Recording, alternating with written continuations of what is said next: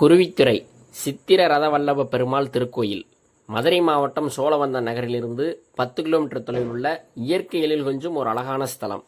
வைகை ஆற்றங்கரையோரம் அமைந்துள்ள ஒரு கோயில். குரு பகவான் தனது மகன் கசனுக்காக பெருமாளை நோக்கி தவம் செய்த இடம் இந்த இடம். குருவின் துறை என்பது மருவி குருவித்துறை என்றானது.